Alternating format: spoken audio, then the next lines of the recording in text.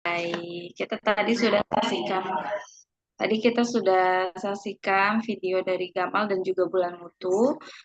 Bulan Mutu sawit berkelanjutan ini kita bekerja sama dengan Rumah Sawit Indonesia. Jadi Gamal bekerja sama dengan Rumah Sawit Indonesia. Baik, kita mulai saja acaranya. Assalamualaikum warahmatullahi wabarakatuh.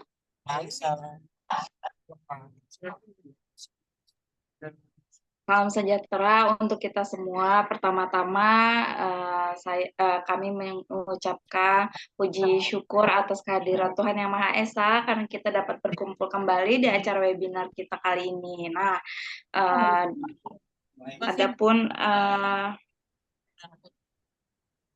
susunan acara kita kali ini yaitu tadi satu pembukaan sudah kita lewati, kemudian ketika diskusi, kemudian yang terakhir nanti ada penutupan seperti itu. Dimohon untuk Bapak dan Ibu agar men-share link lagi supaya yang bergabung makin banyak karena sayang sekali untuk dilewatkan, dan juga untuk link absensi akan diberikan pada saat sesi akhir acara. Seperti itu ya Bapak dan Ibu. Nah, kali ini kita sudah kedatangan Ibu Insinyur Hindarwati MSc selaku Direktur Utama PT Agri Mandiri Lestari.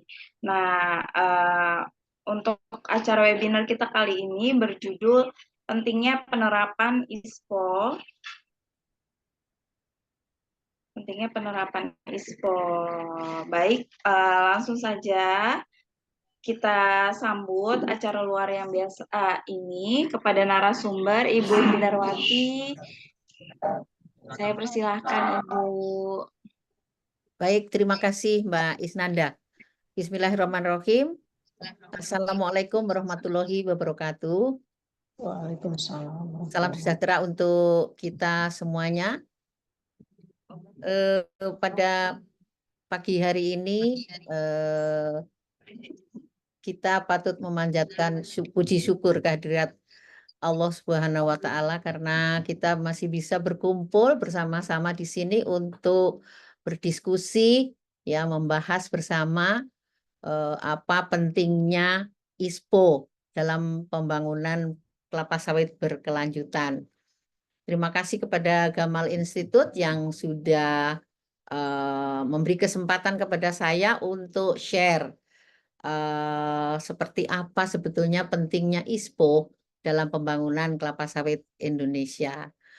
Jadi yang hadir kelihatannya juga beberapa teman-teman saya ini kayak Pak Rizal Bujang dan lain-lain. Ini kelihatannya teman lama saya sudah beberapa bergabung. Apa kabar Pak Rizal? Alhamdulillah, sehat walafiat. Apa kabar Ibu In? Masih, alhamdulillah. Masih di mana? Rio? Palu, Sulawesi Tengah. Iya, Sulawesi Tengah ya. Oke. Ya. Gimana ISPO di sana? Kelapa sawit di sana gimana? Ya, agak tersendat-sendat Bu, gitu. Tersendat-sendat ya. Oke. Ya. Nanti coba kita bahas bersama. Ya. Seperti apa sebetulnya pentingnya ISPO dan bagaimana kita bisa mempercepat untuk terwujudnya ISPO baik itu di perkebunan besar maupun perkebunan rakyat. Bapak Ibu sekalian, saya akan menyampaikan paparan saya. Yang pertama adalah apa itu ISPO, kemudian seperti apa penerapannya, kemudian yang kedua apa pentingnya ISPO ini ya untuk pembangunan kelapa sawitan. Baru yang terakhir nanti akan saya share juga bagaimana perkembangan kebijakan pemerintah dalam percepatan sertifikasi ISPO. Ya, tiga bahan itu yang akan saya sampaikan. Namun apabila di tengah-tengah paparan saya nanti ada yang bertanya, saya persilahkan saja. Ini maaf kepada Mbak Is, saya dikasih kesempatan berapa lama, Mbak? Biasanya sih 1 jam ya Ibu, 1 tapi jam kalau ya. Ibu Oke, mau lebih nggak apa-apa. 1 jam. Nanti habis Iya. itu tanya jawab ya. Oke, baik. Eh, Ya, Bu. pertama saya perkenalkan saya Hindarwati. Tadi sudah disampaikan saya Ketua Lembaga Sertifikasi ISPO PT Agri Mandiri Lestari, berkedudukan di Jakarta, dan sudah mendapatkan akreditasi dari Komite Akreditasi Nasional nomor 004 IDN. Baik, saya share saja apa namanya tayangan saya. Sebentar ya.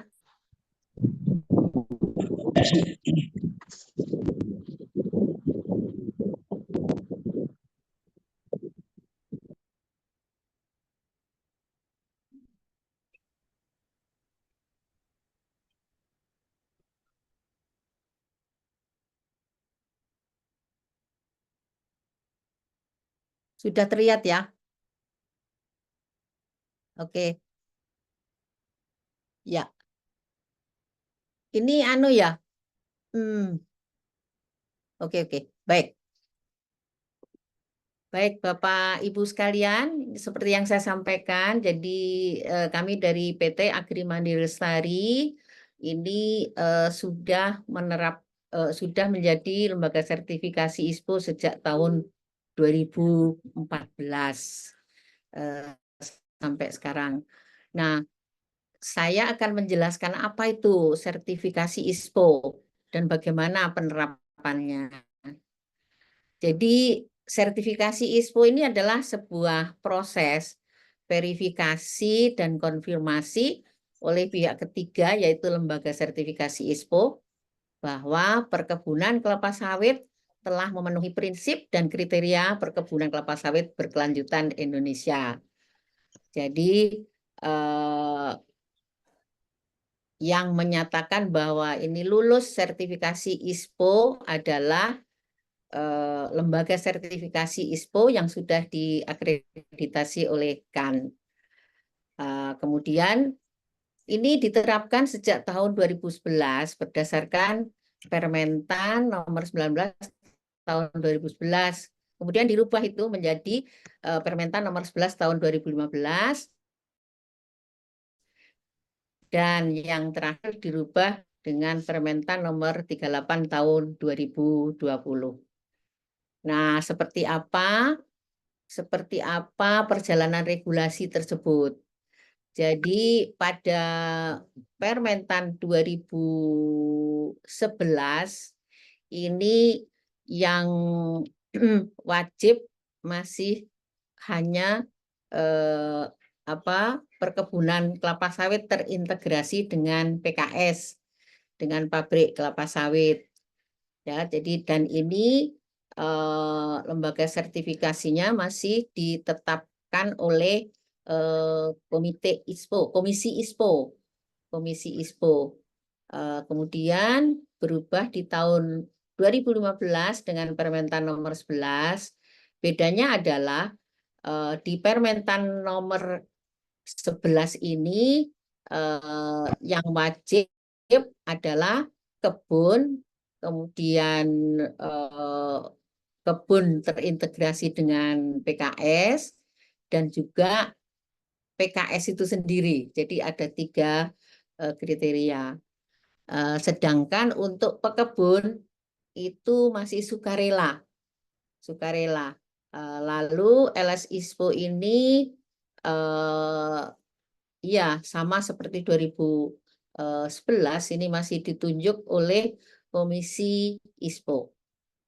Nah, terjadi perubahan yang cukup fundamental di tahun 2020, diawali dengan Perpres nomor 44 tahun 2020, kemudian diterjemahkan dengan Permentan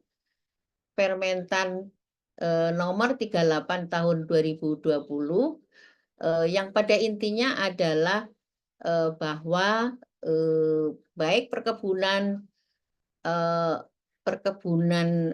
perusahaan perkebunan swasta atau negara maupun pekebun itu sudah wajib ISPO semuanya pada tahun 2025. Ya, jadi seperti itu. Lalu yang fundamental lagi perubahannya adalah lembaga sertifikasi ISPO itu ditunjuk oleh Komite Akreditasi Nasional, Badan Standarisasi Nasional, dilakukan akreditasi oleh kan BSN ini. Nah, sehingga yang menandatangan sertifikat ISPO adalah Ketua LS ISPO sendiri. Karena LS ISPO ini sudah mendapatkan akreditasi dari Komite Akreditasi Nasional. Jadi itu perubahan fundamental dari Permentan nomor 11 tahun 2015 ke Permentan nomor 38 tahun 2020. Jadi hal yang fundamental adalah dua tersebut. Jadi yang pertama bahwa LS ISPO diakreditasi oleh KAN, kemudian penandatangan sertifikat adalah Ketua LS ISPO, dan yang fundamental lagi adalah perubahan bahwa semua baik itu perkebunan besar maupun pekebun itu tahun 2025 itu wajib semuanya. Baik. Nah, kita menginjak kepada ini saya nanti akan menjelaskan saja mengenai pekebun ya. Jadi LS untuk ISPO untuk pekebun. Jadi pekebun ini agak berbeda dengan perkebunan besar. Kalau perkebunan besar itu ada 7 prinsip yang harus dipenuhi, yaitu kepatuhan terhadap peraturan perundangan, kemudian good agricultural practices, kemudian pengelolaan lingkungan hidup, kemudian yang keempat adalah kewajiban sosial, yang kelima adalah bagaimana mereka mengelola K3 di kantornya, dan yang keenam adalah penerapan transparansi, dan yang ketujuh adalah peningkatan usaha secara berkelanjutan. Jadi prinsip 4 dan 5 itu tidak diberlakukan untuk sertifikasi ISPO pekebun. Ya, jadi pekebun hanya 5 prinsip yang harus dipatuhi, yaitu kepatuhan terhadap peraturan perundangan, kemudian penerapan praktek perkebunan yang baik atau good agricultural practices. Yang ketiga adalah pengelolaan lingkungan hidup, sumber daya alam dan keanekaragaman hayati. Kemudian yang keempat adalah penerapan transparansi. Yang kelima adalah peningkatan usaha secara berkelanjutan. Itu prinsipnya. Kemudian kalau kita lihat satu persatu prinsip itu, yaitu yang pertama adalah kepatuhan terhadap peraturan perundangan. Jadi ini kriteria kepatuhan ini semuanya adalah menunjukkan bahwa ISPO itu adalah penting dan harus. Kenapa? Karena yang pertama ya ini kepatuhan terhadap peraturan perundangan. Ini legalitas harus jelas. Legalitas itu ya berupa apakah itu hak milik atau itu hak guna usaha atau hak pengelolaan lahan lainnya. Kemudian lokasi pekebun ini harus jelas. Jadi jelas itu tidak di dalam kawasan hutan ya. Kemudian yang selanjutnya tidak ada sengketa lahan ya. Kemudian ada legalitas usaha pekebun. Sementara ini legalitas usaha pekebun adalah berupa surat tanda daftar budidaya atau STDB. Nah, kemudian yang terakhir untuk prinsip 1 itu adalah kewajiban perizinan lingkungan. Jadi perizinan lingkungan itu nanti bentuknya adalah surat pernyataan pengelolaan lingkungan atau SPPL yang harus dipenuhi. Ya, itu ya prinsip 1. Kemudian yang prinsip 2, penerapan praktek perkebunan yang baik. Jadi ini good agricultural practices yang meliputi bagaimana usaha, bagaimana organisasi kelembagaan pekebun. Jadi harus jelas apakah dia kelompok tani atau gabungan kelompok tani atau koperasi ya. Jadi organisasinya jelas supaya lebih mudah untuk melakukan komunikasi maupun pendampingan. Kemudian pengelolaan perkebunan oleh pekebun seperti apa. Jadi pengelolaan perkebunan yang baik. Itu 2 hal. Yang ketiga, prinsip 3 adalah pengelolaan lingkungan hidup, sumber daya alam, dan keanekaragaman hayati. Apa ini? Yang pokok adalah yang pertama pencegahan dan penanggulangan kebakaran. Jadi ini apa namanya, buka lahan tanpa bakar. Kemudian kalau terjadi kebakaran, bagaimana pencegahan dan penanggulangannya. Yang kedua adalah pelestarian keanekaragaman hayati. Jadi nanti dalam pelaksanaan sertifikasi atau audit itu kita juga akan mengecek apakah kelompok tani, gabungan kelompok tani atau koperasi itu melakukan upaya pelestarian keanekaragaman hayati. Ya. Selanjutnya prinsip 4. Prinsip 4 itu adalah penerapan transparansi. Jadi transparansi itu artinya terjadinya keterbukaan informasi antara pekebun dengan pabrik kelapa sawit di mana pekebun ini menyetor TBS-nya. Jadi harus ada keterbukaan informasi. Jadi apakah apa namanya sawitnya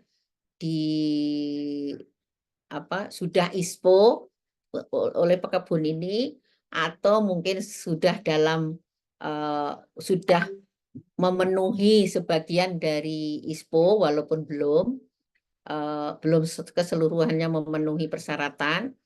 Kemudian yang kedua adalah penyediaan data dan informasi. Ya, jadi sebetulnya konsekuensi dari ketransparansi itu si pekebun ini harus menyediakan data dan informasi terkait dengan perkebunan kelapa sawitnya.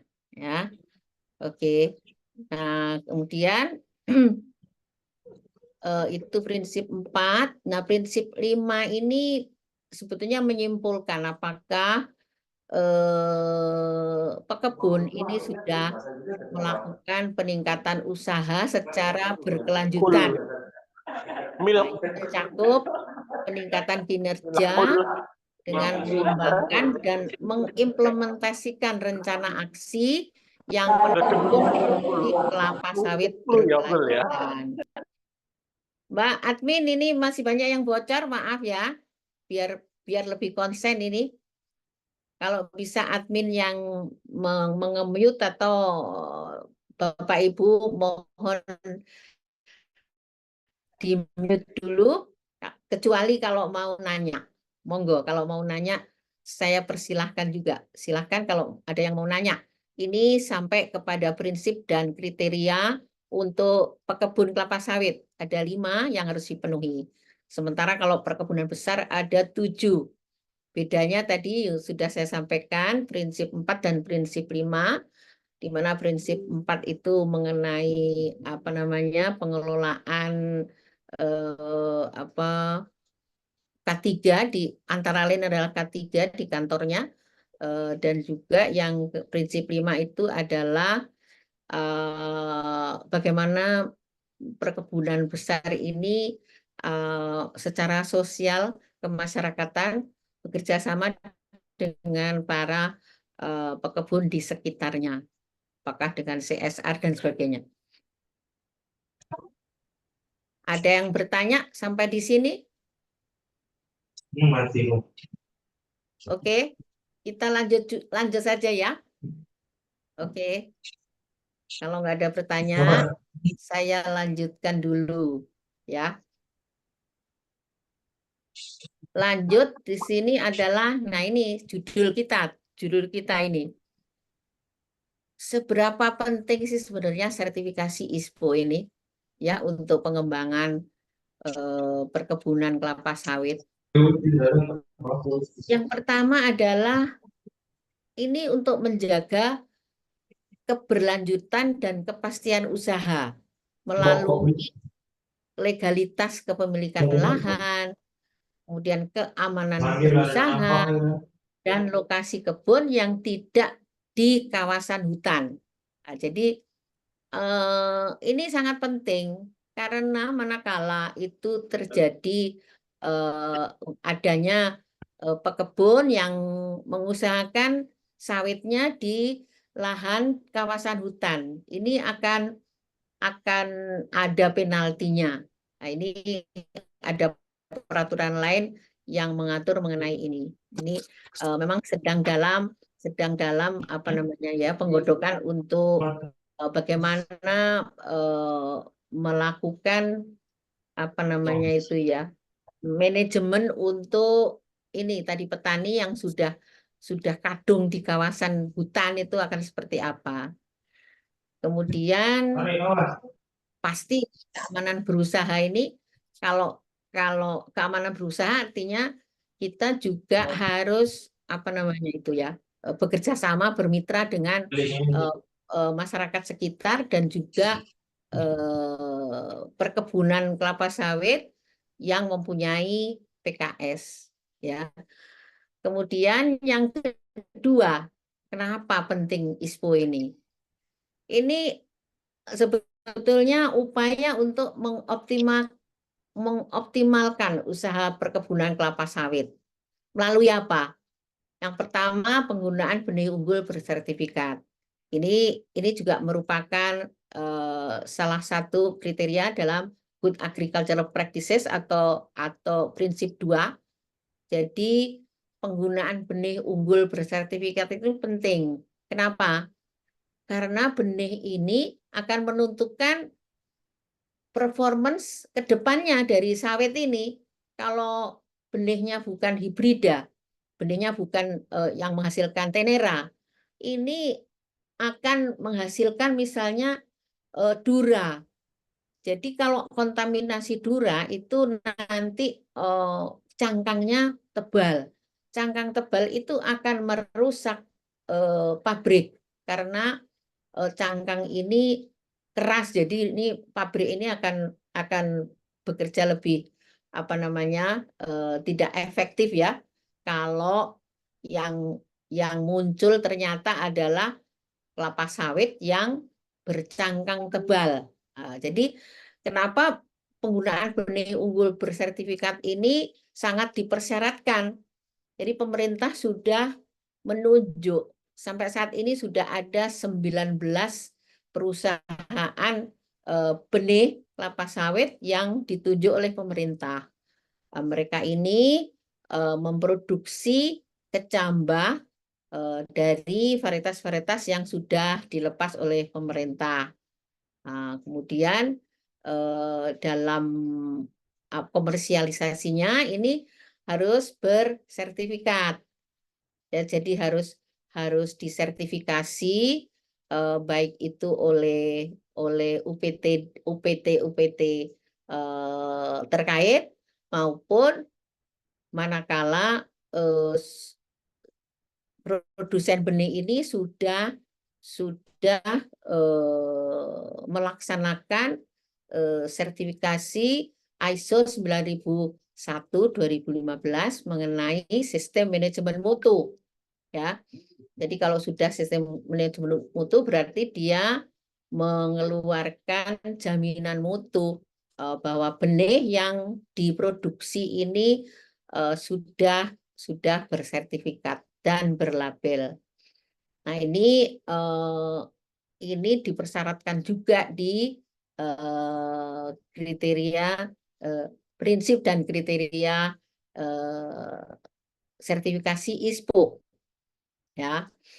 Jadi sertifikasi ISPO itu penting sekali, ya, karena itu salah satunya adalah dipersyaratkan penggunaan benih unggul bersertifikat. Kemudian untuk mengoptimalkan usaha perkebunan kelapa sawit ini juga harus dilakukan penanaman dan pemeliharaan tanaman sesuai dengan standar Good Agricultural Practices, misalnya untuk pemupukan itu harus standar. Kemudian bagaimana pengairan itu sebetulnya kalau menurut standar itu harus ada rorak-rorak di antara beberapa baris.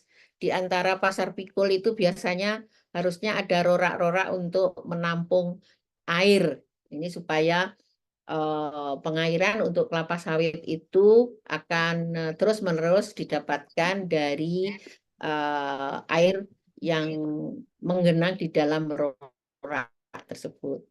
Nah, kemudian pengendalian hama penyakit ini merupakan usaha untuk mengoptimalkan usaha perkebunan kelapa sawit. Kemudian upaya lainnya untuk mengoptimalkan usaha itu adalah bagaimana pengelolaan panen dan pasca panen sesuai standar.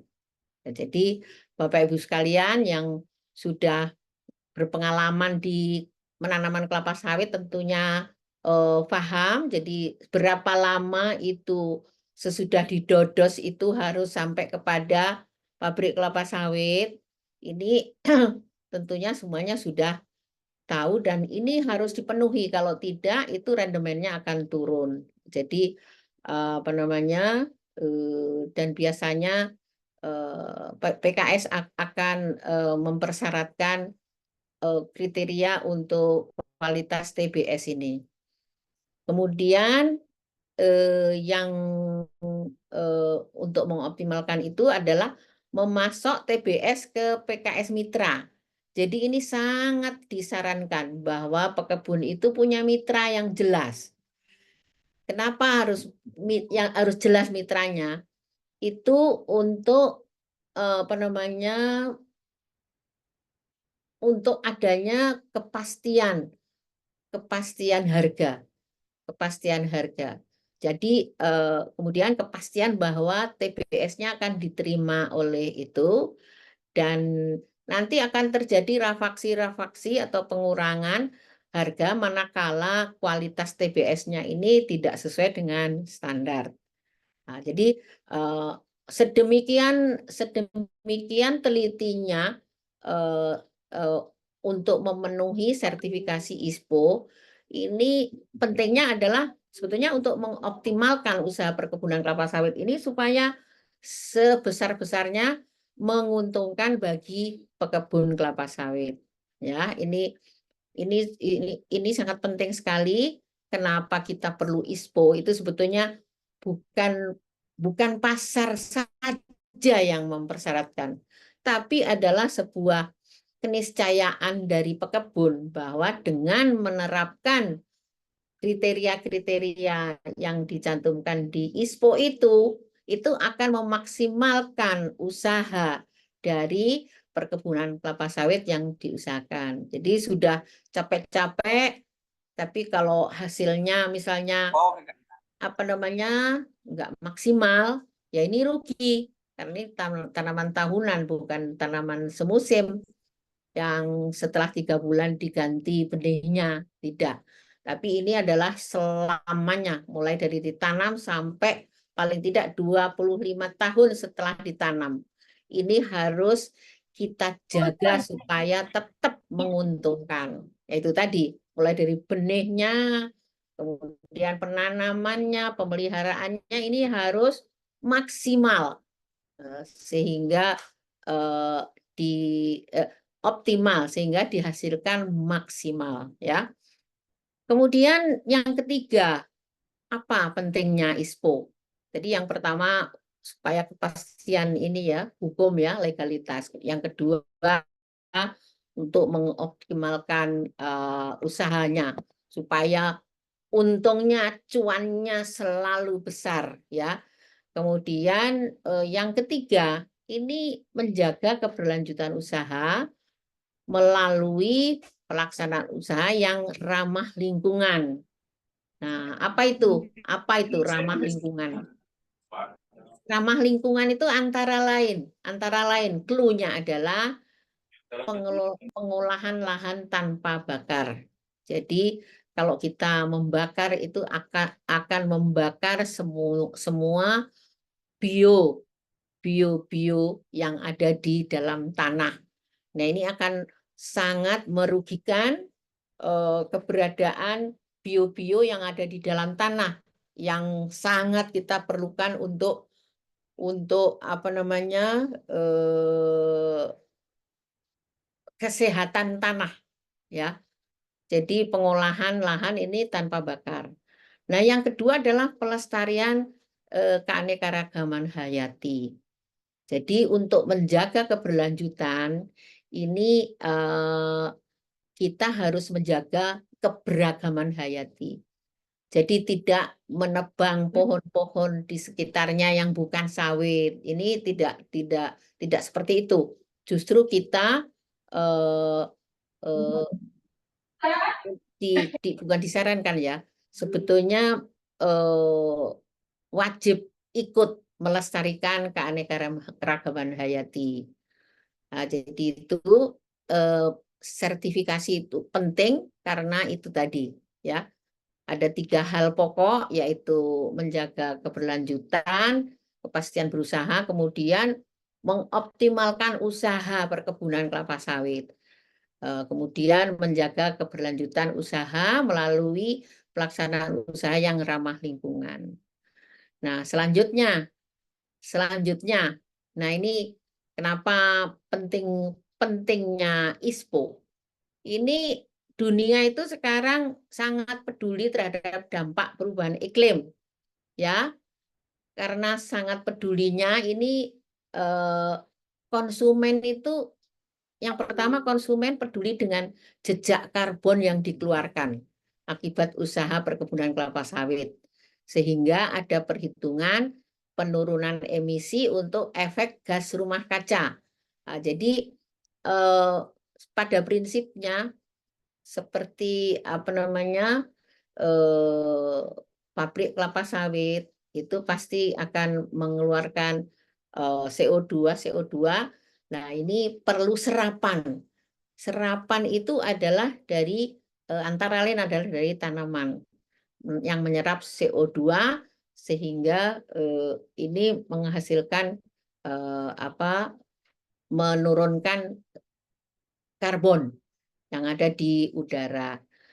Nah, ini hitungannya adalah penurunan emisi untuk efek gas rumah kaca. Jadi penggunaan apa namanya minyak bumi dari apa namanya dari fosil itu mengeluarkan CO2. Nah, itu termasuk adalah jejak karbon. Nah, kemudian yang kedua, ini konsumen itu sekarang menginginkan perkebunan kelapa sawit yang mampu telusur. Karena mereka ingin bahwa apa yang dibeli dan dimakan itu tidak sesuatu yang merusak lingkungan. Ini contohnya bahwa di Uni Eropa sekarang memberlakukan aturan impor berdasarkan EU Deforestation Regulation. Nah, ini adalah sebuah upaya bahwa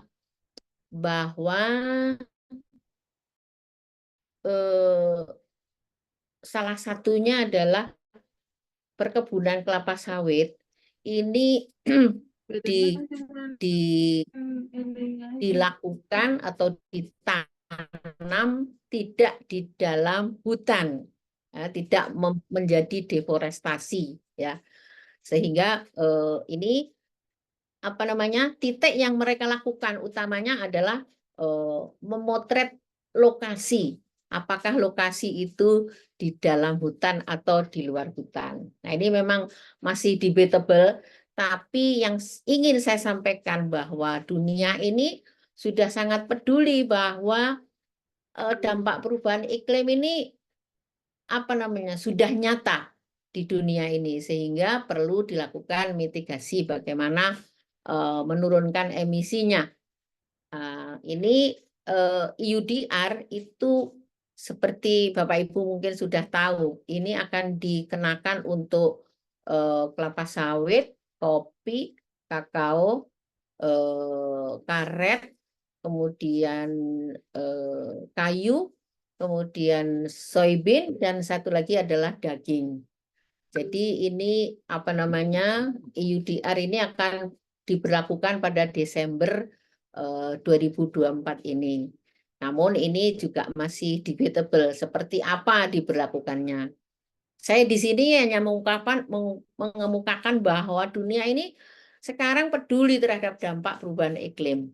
Nah, jadi apapun yang dia konsumsi kalau bisa ya tidak memperburuk dampak perubahan iklim. Nah, kemudian yang ketiga, perlunya mitigasi dampak perubahan iklim melalui kegiatan budidaya yang ramah lingkungan, yang tadi dipersyaratkan di dalam ISPO, yaitu pengendalian hama penyakit secara terpadu, jadi integrated pest management yang tidak hanya menggunakan penyemprotan pestisida saja, tapi juga ada penggunaan musuh alami. Jadi di dalam ISPO ini kalau di perkebunan besar, auditor kami selalu mengecek adakah dia punya burung hantu yang tugasnya memakan tikus. Nah, ini seperti itu contohnya. Jadi tidak harus tikus disemprot pakai racun, tapi musuh alaminya yang dikembangkan. Kemudian penggunaan pupuk berimbang antara organik dan anorganik. Memang kita tahu semuanya pupuk organik itu sesuatu yang slow, pemberian makanan yang slow karena dia utamanya adalah membenahi struktur tanah sehingga gembur, ya gitu ya. Sementara makanan itu utamanya yang pangan pokok adalah dari unsur dari kimia anorganik yang dimasukkan di situ, misalnya apakah N atau NPK ya, biasanya NPK ya kalau menggunakan buah. Dan kemudian penggunaan benih unggul. Ini juga sebuah cara mitigasi untuk perubahan iklim ini. Karena kalau kita menggunakan benih kelapa sawit yang tahan terhadap kekurangan air, ini akan sangat bagus. Kemudian dia misalnya tahan ganoderma, itu akan sangat bagus juga karena tidak ada penyemprotan misalnya, penyemprotan untuk penyakit ganoderma, ya seperti itu. Nah, 1, 2, dan 3 ini merupakan bukti bahwa kriteria dalam sertifikasi ISPO itu telah dipenuhi. Nah, jadi bentuknya adalah sertifikasi ISPO. Ini merupakan bukti bahwa butir 1, 2, 3 tersebut telah terpenuhi. Nah, makanya tadi saya jelaskan di awal, sebetulnya apa sih kriterianya untuk mendapatkan ISPO itu? 1, 2, 3, 4, 5 tadi. Ini unsur-unsur poin-poin yang ada di dalam kepedulian dunia terhadap perubahan iklim itu sudah ada di sini. Jadi memang ISPO ini sebetulnya pionir dari sebuah sistem untuk komoditas berkelanjutan. Jadi di perkebunan selain ISPO belum ada lagi sistem yang untuk Indonesia sustainable coffee misalnya itu belum ada. Indonesia sustainable cocoa itu belum ada juga. Karet demikian juga. Yang ada baru untuk kelapa sawit. Jadi memang ini pionir karena kelapa sawit ini memang apa namanya ya, masuk dalam istilahnya hajat hidup orang banyak, dan menjadi apa namanya, tumpuan ekspor komoditas pertanian kita yang utama, ya. Jadi selain sawit memang belum ada komoditas pertanian maupun kehutanan yang seunggul kelapa sawit. Nah, untuk itu saya menginjak kepada seperti apa sebetulnya posisi kita di dunia ini. Jadi kelapa sawit kita ini menduduki pangsa pasar yang sangat luas. Jadi kalau Malaysia itu cuma 20 berapa persen ini, 26%, kita sudah 58% itu dari Indonesia. Jadi total perdagangan CPO itu ada 55 juta ton. Nah, ini didominasi oleh Indonesia. Sebagian besar berasal dari Indonesia. Jadi untuk keberlanjutan usaha kelapa sawit di Indonesia ini memang ISPO ini sangat penting sekali, ya. Jadi sangat penting sekali mengingat bahwa kita ini memang andalan nasional untuk ekspor komoditas pertanian, ya. Jadi tutupan areal kelapa sawit ini juga luar biasa, terluas di dunia. 16,38 juta hektar, ya.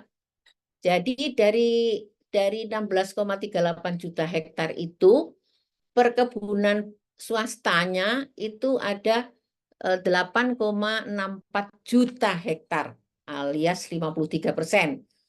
Dan 42%-nya adalah dari rakyat atau sama dengan 6,94 juta hektar. Nah, perkebunan besar negara ini hanya 0,8 juta hektar saja. Nah, jadi selain tutupan kelapa sawit ini juga terbesar di dunia, juga hasil atau apa namanya, hasil CPO kita ini juga terbesar di dunia. Sehingga tidak diragukan lagi bahwa ISPO itu sebuah tools yang sangat diperlukan, ya, sangat diperlukan untuk keberlanjutan usaha perkelapa sawitan Indonesia. Nah, ini kalau kita lihat tantangannya, ya, tantangan perkebunan kelapa sawit itu masih rendah. Jadi terutama untuk pekebun ini masih rendah. Ini 3,8 ton per hektar per tahun. Kemudian kalau kita lihat hilirisasi itu kita memang masih kalah dibandingkan Malaysia. Jadi pemanfaatan produk samping kelapa sawit juga belum optimal.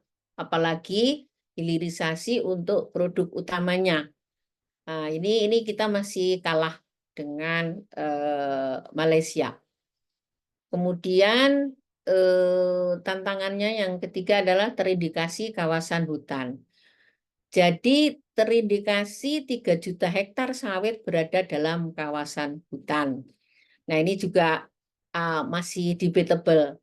Ini kawasan itu ditentukan sesudah para pekebun nanam sawit atau memang dari dulu pekebun itu nanamnya di dalam kawasan hutan, atau perkebunan kelapa sawit itu nanam sawitnya di kawasan hutan, ya. Tapi ini anyway ini sesuatu yang apa namanya masih harus ada clearance dari kementerian lembaga terkait seperti misalnya seperti KLHK dan kemudian BPN.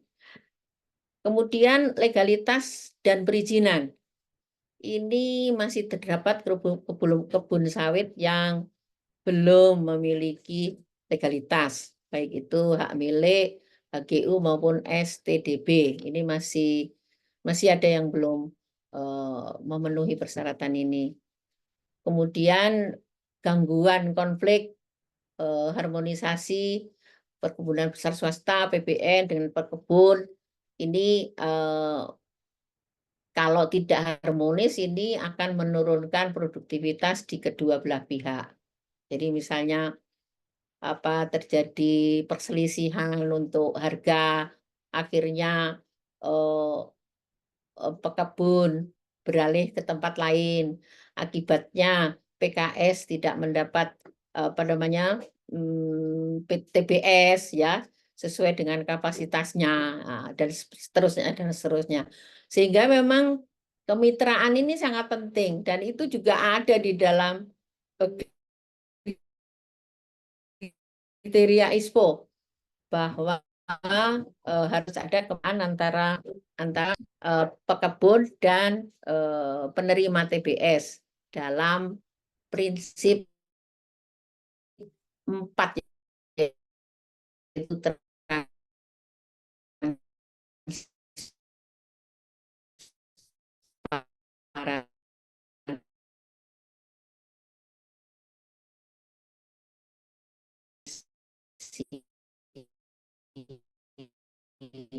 campaign sudah mengalami negatif campaign mengenai kelapa sawit yang merugikan kita. Tetapi kita tidak pantang mundur untuk tetap menjaga bahwa perkebunan kelapa sawit Indonesia ini harus berkelanjutan. Nah, sehingga ISPO ini sangat penting ya.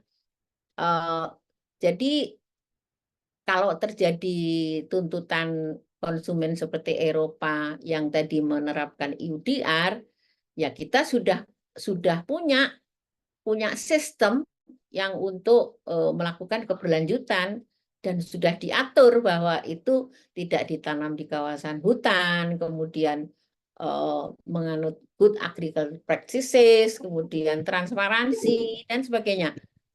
Sehingga ISPO ini memang sangat penting sebagai kalau kita bilang itu tools, tapi sebagai ya sertifikat, jadi sebuah quality assurance.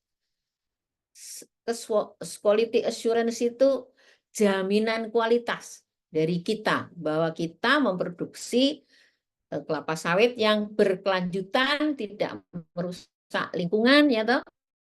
Kemudian tidak ditanam di kawasan hutan dan sebagainya. Kemudian tantangan berikutnya adalah energi ya.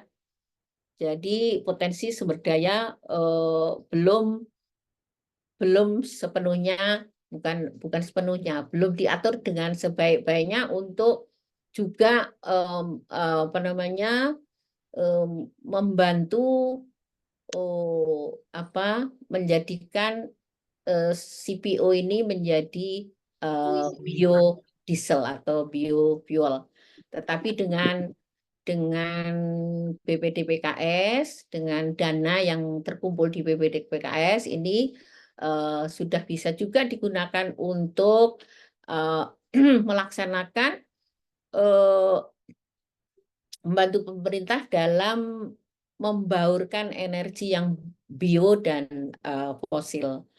Tahun ini kalau saya tidak salah sudah mencapai B35 yang diharuskan. Nah, jadi seperti itu. Selanjutnya kita lihat bagaimana kebijakan dan strategi peningkatan produksi dan produktivitas kelapa sawit. Jadi tadi sudah saya sampaikan mengenai kriteria ISPO untuk pekebun. Nah, ini apa saja kebijakan dan strategi pemerintah untuk meningkatkan produksi dan produktivitas kelapa sawit. Jadi untuk perkebunan rakyat ini dari BPDPKS sudah ada program PSR, kemudian perbaikan mutu dan produktivitas sawit melalui sarana prasarana, intensifikasi perbaikan infrastruktur, sertifikasi ISPO juga ada di dalam pendanaan BPDPKS. Kemudian pengembangan SDM pekebun ini melalui beasiswa maupun pelatihan. Ini ada juga di dalam BPDPKS. Lalu penyediaan pembiayaan lainnya, contohnya melalui KUR. Kemudian pendataan pekebun melalui STDB itu juga ada dana APBD dan kemungkinan bisa menggunakan dana bagi hasil yang sudah turun di tahun 2023 untuk provinsi dan kabupaten yang sudah jelas di situ.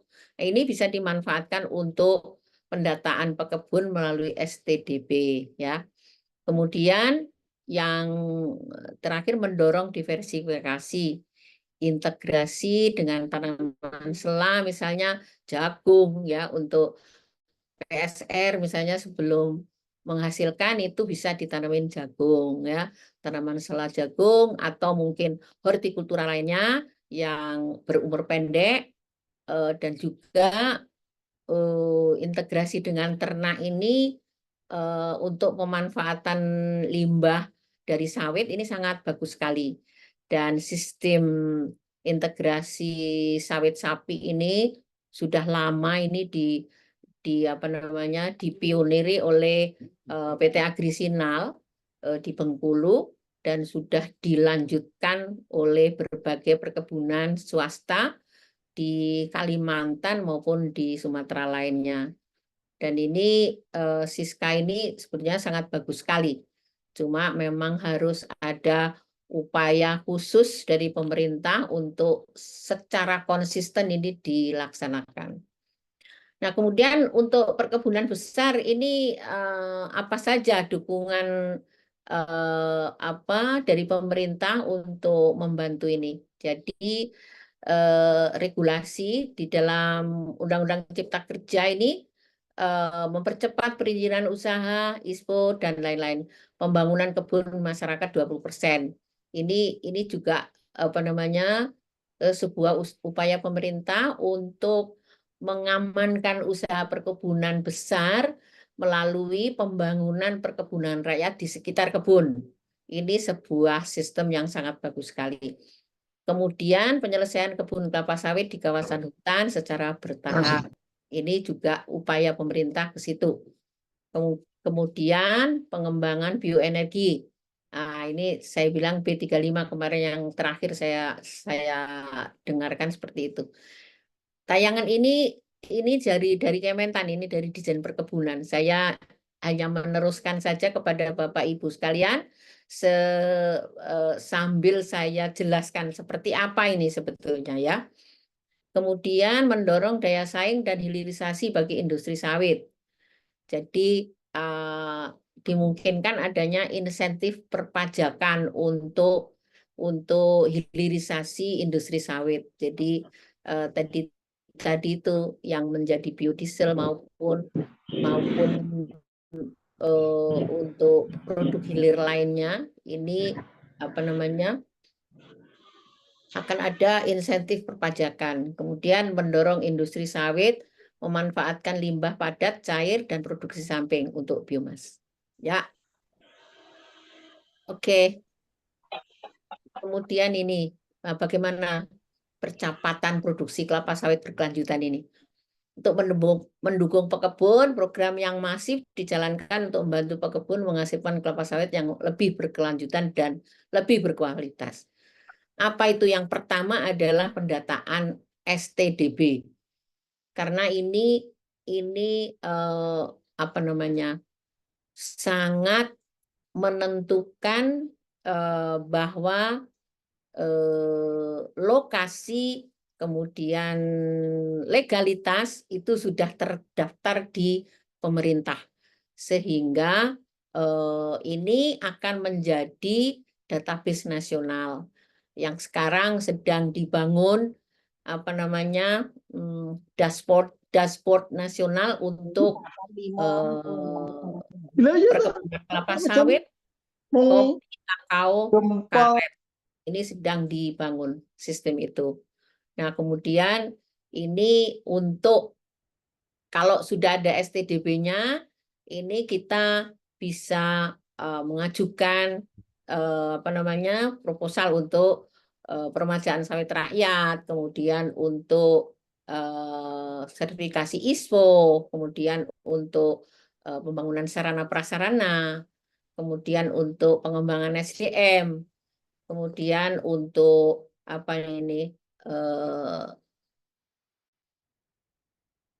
RAN KSP ya. Nah, ini semuanya bisa diajukan setelah STDB-nya jelas. Ya, ini STDB merupakan data dasar untuk kegiatan-kegiatan selanjutnya, baik itu PSR, ISPO dan lain-lainnya. Ya, jadi untuk itu memang percepatan ISPO itu tidak bisa dikerjakan sendiri oleh pemerintah, tetapi pemerintah pusat, pemerintah daerah, kemudian sumber-sumber dana seperti BPDPKS, kemudian ada dana bagi hasil, kemudian ada aturan mengenai RAN KSB, semuanya ini harus terintegrasi. Bahkan NGO pun dan juga lembaga sertifikasi ini harus berperan untuk mempercepat pelaksanaan ISPO, ya. Oke. Nah, sekarang ini seperti apa sekarang? Capaiannya seperti apa? Jadi dari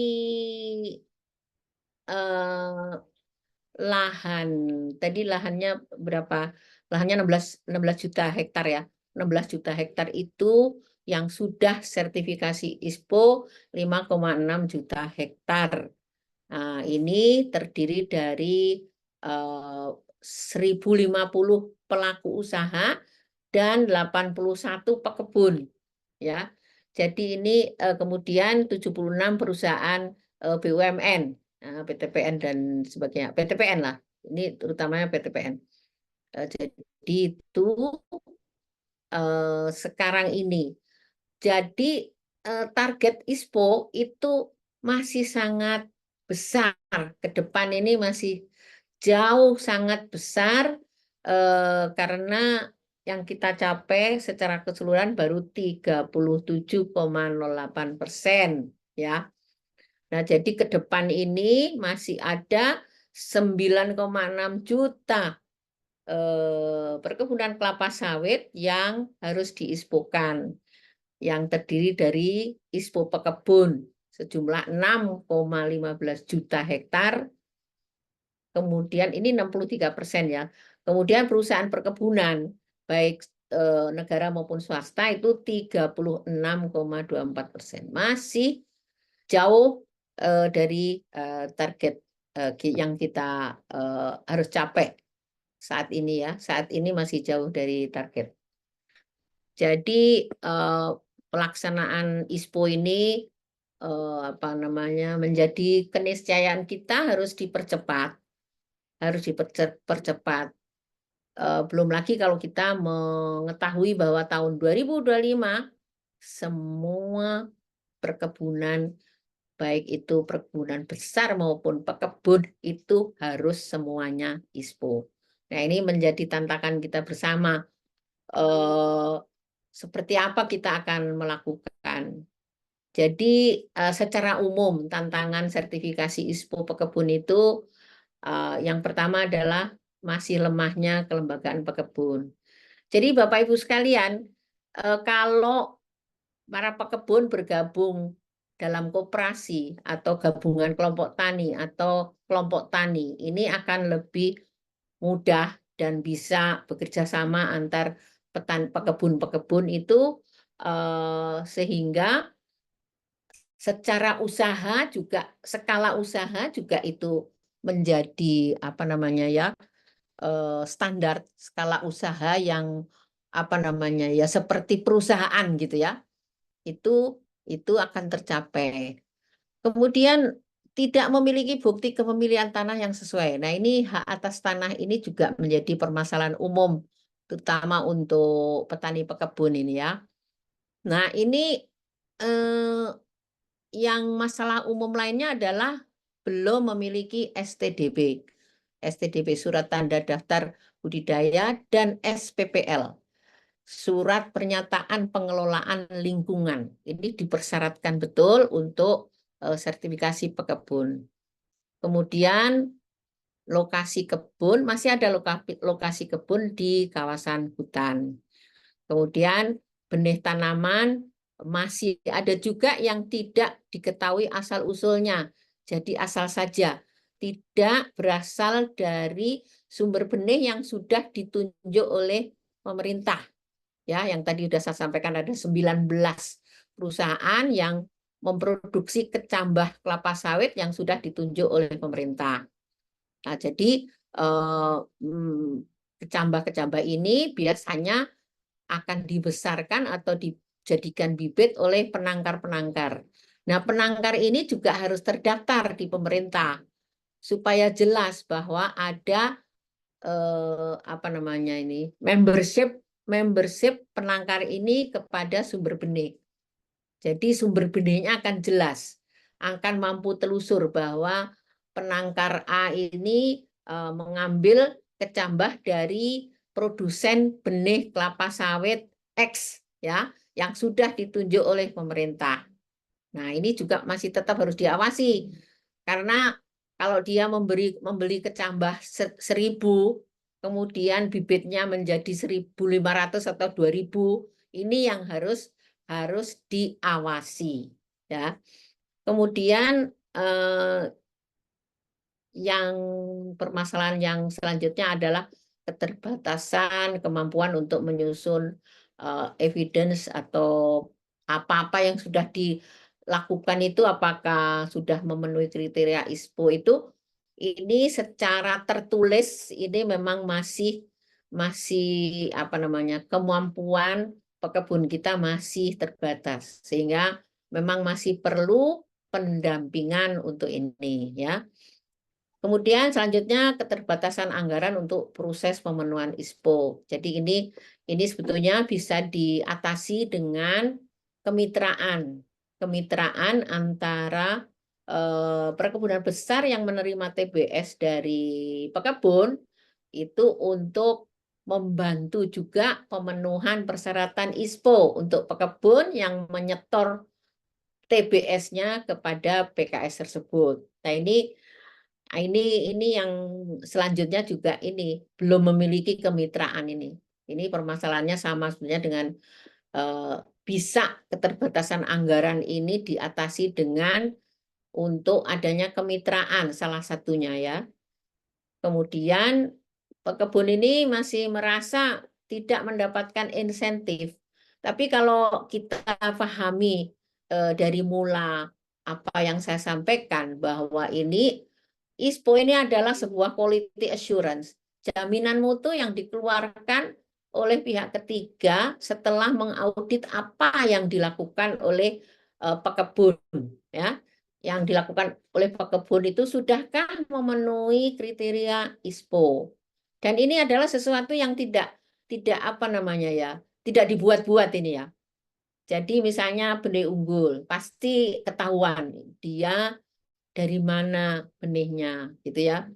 Itu yang apa namanya secara secara sederhana seperti itu ya. Kemudian itulah secara umum apa yang menjadi permasalahan ISPO di pekebun ini. Selanjutnya untuk memperlancar apakah ISPO untuk pekebun ini bagaimana sebenarnya supaya lebih lancar. Karena ada peraturan di dalam Permentan 38 itu yang pertama adalah adanya kewajiban membentuk ICS pekebun, ya.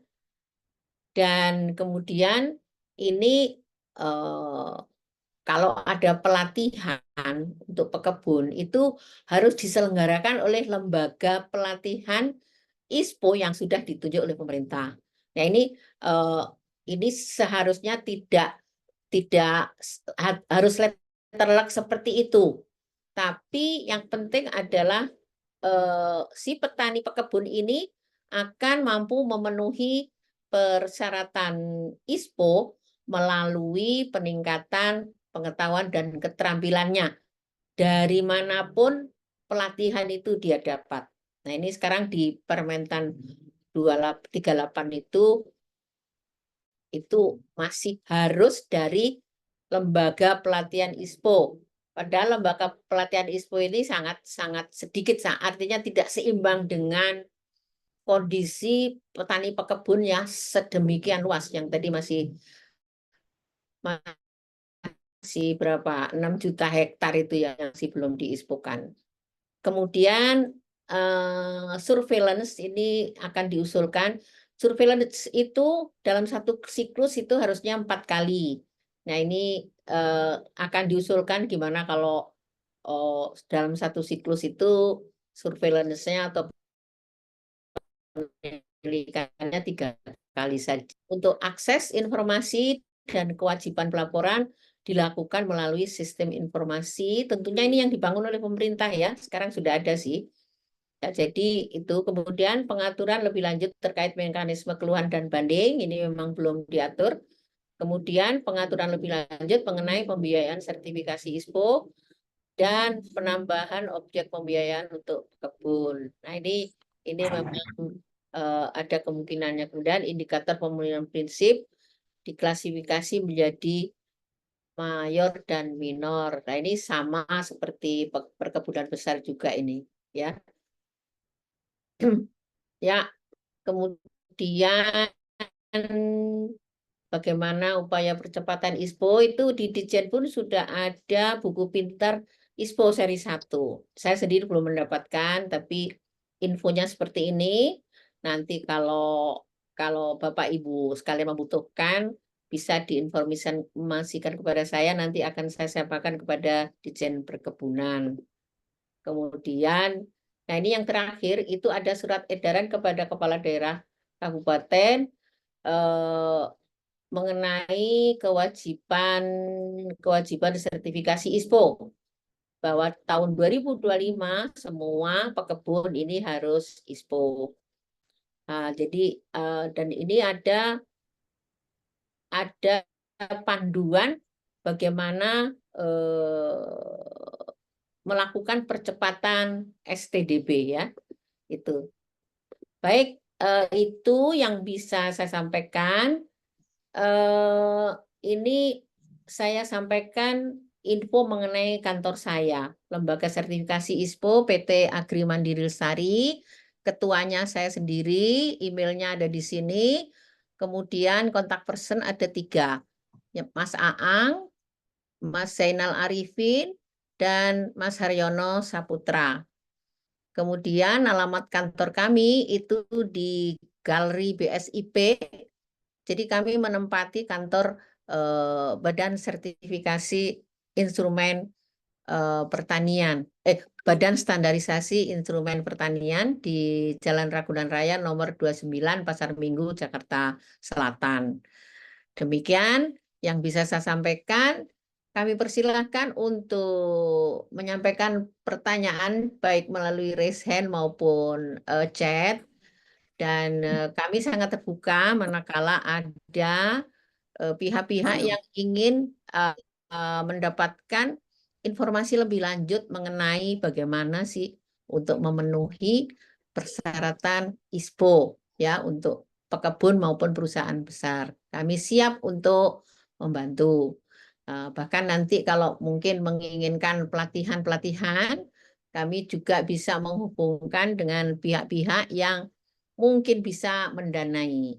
Jadi kami sangat terbuka untuk membantu Bapak Ibu sekalian. Demikian, terima kasih atas perhatian Bapak Ibu semua. Mohon maaf kalau ada yang kurang dari paparan saya. Terima kasih. Wassalamualaikum warahmatullahi wabarakatuh. Waalaikumsalam warahmatullahi wabarakatuh. Baik, terima kasih banyak Ibu Hindarwati atas pemaparan materinya yang sangat luar biasa pada hari ini. Nah, sepertinya sudah banyak nih Bu yang ingin bertanya kepada Ibu. Ada yang raise hand nih, Pak Irham. Boleh Pak Irham disampaikan apa yang ingin ditanyakan kepada Ibu Hindarwati? Baik. Terima kasih waktunya Mbak. Assalamualaikum warahmatullahi wabarakatuh. Waalaikumsalam Terima warahmatullahi kasih Bu. wabarakatuh. Bu Hindarwati sudah menjelaskan dengan cukup detail. Saya tertarik Bu untuk menanyakan yang tadi sempat disinggung mengenai kawasan hutan Bu. Ya, Jadi untuk proses penyelesaian kawasan hutan yang Pak memang Irham, ini maaf dari mana sebagian Pak? besar juga Pak Irham terjadi dari di mana Pak? Maaf, Pak Irham dari mana? saya dari Bakri Sumatera Plantation Bu. Oke, Bakri ya. Oke, ya Ya Bu. gimana Pak? Ya jadi permasalahan kawasan hutan kan memang sebagian besar perusahaan perkebunan yang memang banyak mengalami hal itu Bu ya. Di sisi lain memang Ya. kami pun berkomitmen untuk melakukan sertifikasi ISPO dalam rangka pelaksanaan sustainable nasional kami. Nah, kira-kira Bu, kalau dari sisi kacamata auditor, dari Ibu nih ya, dari lembaga audit, karena kita tahu penyelesaian kawasan hutan, apalagi dengan Undang-Undang Cipta Kerja yang cukup lama prosesnya. Nah, seperti apa Bu justifikasi dari auditor jika sebenarnya kami sudah berproses dalam penyelesaian, tetapi kami belum ada karena butuh waktu Keputusan. lama nih. Nah, kalau kami mau mengajukan audit ISPO, ya kalau kamu mengajukan audit ISPO, bagaimana auditor itu menjustifikasi bahwa ini tidak akan mengganggu nanti keluarnya sertifikat ISPO, Bu? Kira-kira kriteria seperti apa yang nanti penilaian auditor jika ada kasus yang memang ada ada permasalahan kawasan hutan dan dalam proses penyelesaian, tapi belum ada keputusan, Bu. Ya. Terima kasih ya Bu waktunya. Assalamualaikum. Udah, izin Bu bertanya. Ya. Ibu. Sebentar, ini sebentar saya. Baik, sebentar ya Bapak. Ini pertanyaan Pak Irham dulu. Iya, sebentar saya jawab Pak Irham Ibu. ya. Ya. Boleh Ibu. Nanti Pak Rizal nanti ya. Oke.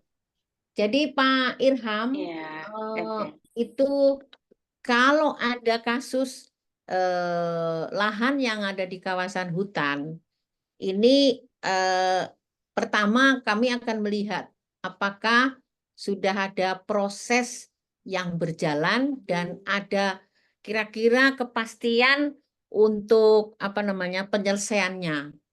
Kalau tidak nanti si auditor akan meminta itu di enklave, Pak. Yang tadi masuk kawasan hutan itu di enklave.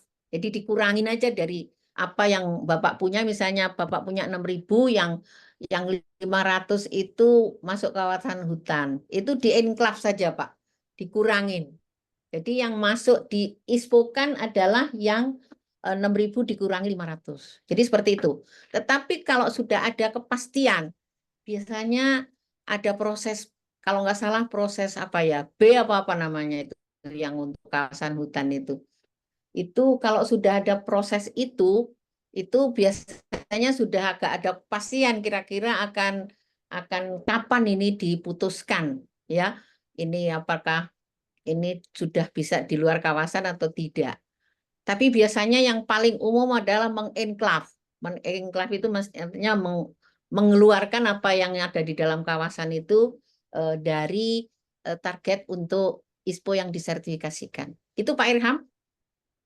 Ya. Jadi kepastiannya itu tetap harus ada surat pelepasan SK dari Betul. KLHK ya Bu ya, itu namanya Dari kepastian. KLHK, Pak. Ya, kalau sudah ada kepastian Kalau itu, hanya bukti korespondensi surat menyurat itu korespondensi belum bisa ya Bu asal ya. ada korespondensi, tapi asal ada indikasi ya Pak, indikasi bahwa ini akan clear gitu ya, akan clear itu bisa. Tapi kalau tidak bisa, artinya masih, well, ini masih mempertimbangkan ini ternyata masuk kawasan lindung misalnya ya, dan sebagainya, itu biasanya prosesnya agak lama. Kalau seperti itu sebaiknya di enclave lho, Pak. Di enclave itu dikeluarkan dari target yang akan diispukan. Gitu Pak Irham. Baik Bu, Oke. terima kasih Bu. Ya Pak Bakri, welcome ya Pak kalau mau membutuhkan informasi lebih lanjut mengenai pengispuan ya Pak Irham. Baik Bu, siap Bu. Kalau Bu. Ya, ada informasi nama saya ya Pak di situ ya, biar Bapak bisa itu. Iya, boleh Bu. Dan nomor WA saya. Baik, yang kedua Baik. ini tadi Pak Rizal Bujang ya, mau nanya ya. Iya, ayo boleh Pak. Silakan Pak Rizal.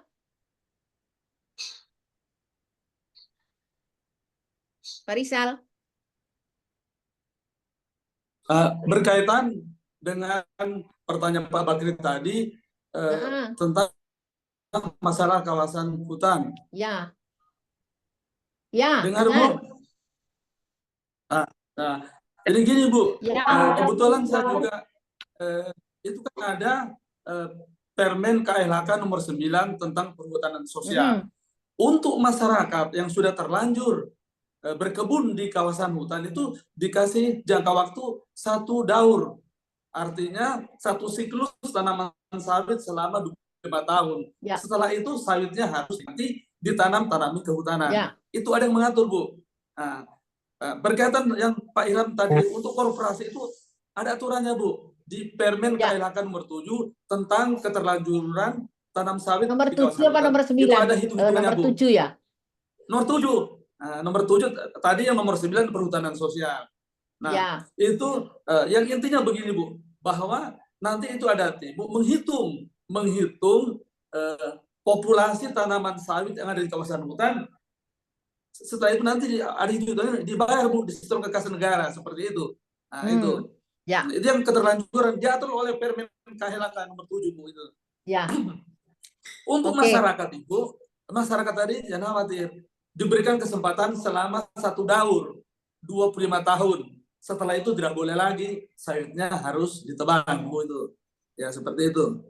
Nah, ini Ibu juga berkaitan dengan program pemerintah tentang perhutanan sosial yang digagas oleh Presiden Jokowi.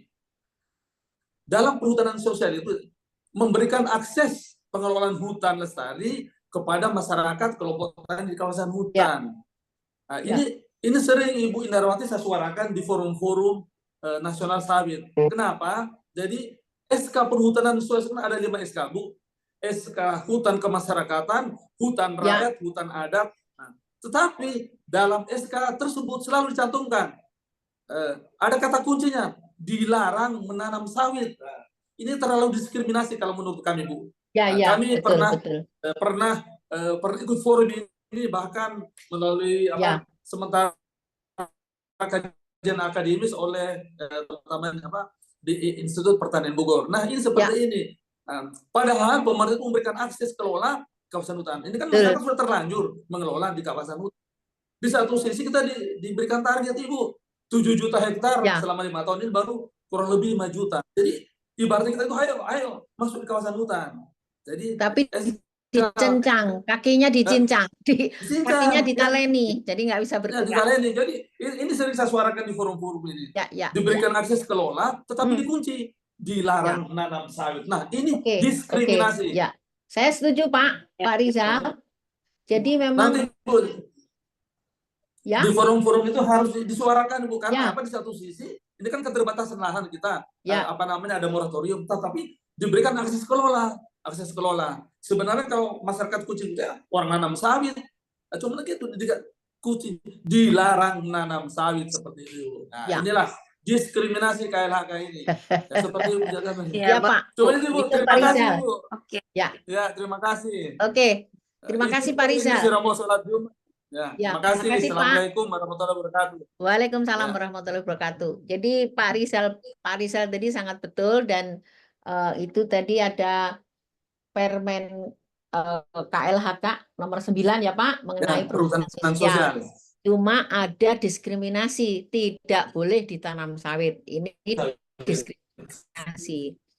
Ini patut kita apa namanya, kita sampaikan bersama. Ini harus Ya. kompak, kita harus kompak. Ya, Tani pekebun kompak, harus Bu, ya. kompak. Harus Ini kompak. baik mulai sekarang atau nanti bahkan di pemerintahan yang baru, kita harus solid ini, harus solid bahwa kelapa sawit itu tidak merusak apa namanya, tidak apa namanya itu, mencemari Merusak. lingkungan, tidak. Ya.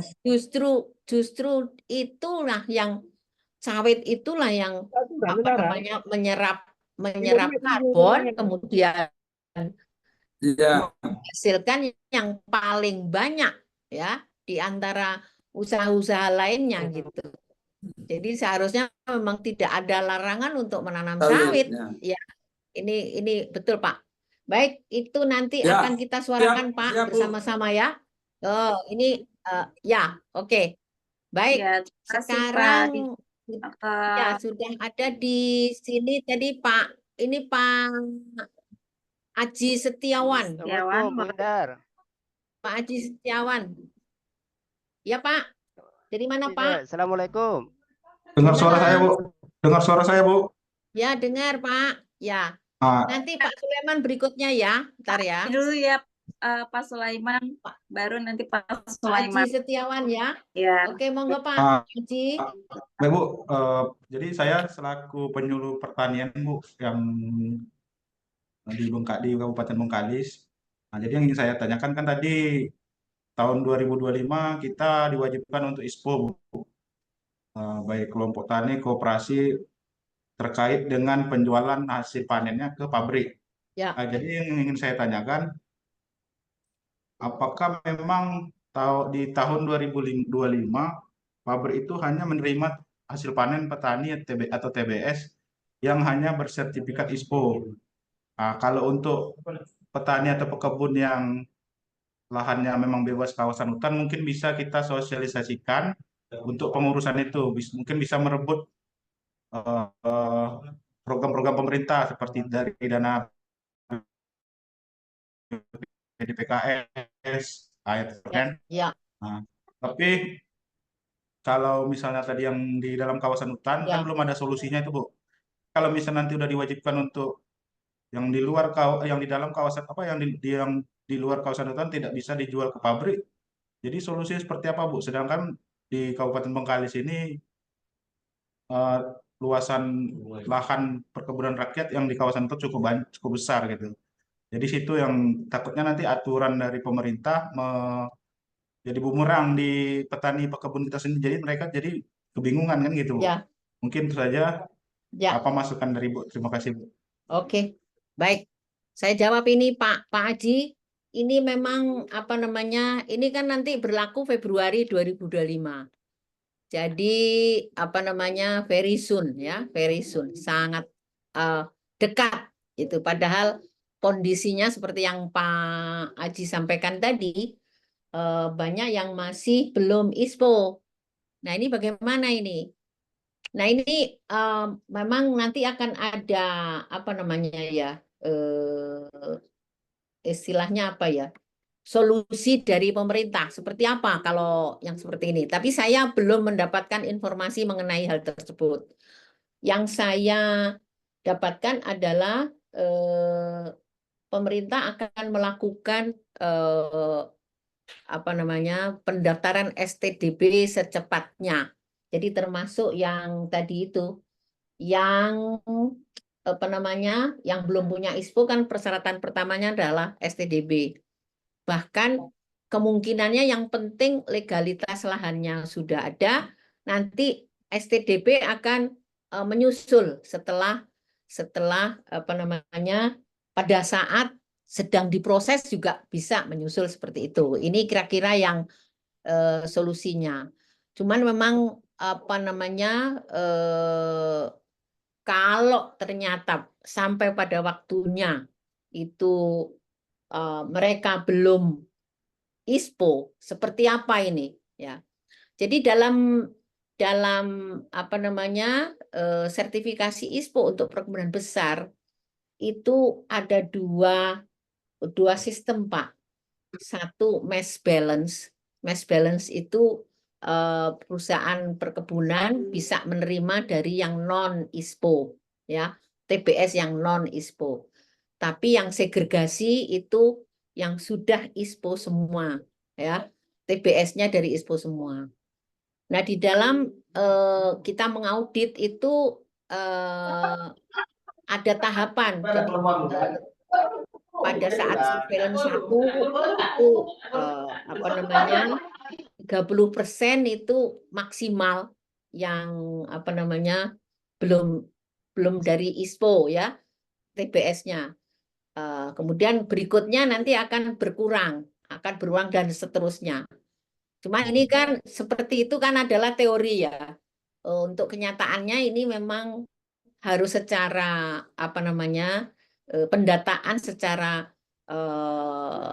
detail di masyarakat ini, pekebun ini harus dilakukan.